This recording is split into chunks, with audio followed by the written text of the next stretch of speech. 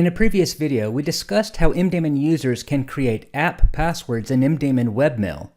App passwords allow users to use a separate, randomly generated strong password for each of their email clients. This greatly improves account security and provides additional protection against hackers and phishing attacks. MDaemon administrators can also create app passwords for their users, and I'm going to show you how.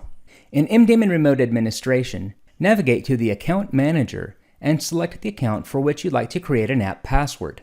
Make sure you are logged in using an encrypted connection over HTTPS. Click on the Edit button, and then click on App Passwords. Click the New button to create a new app password.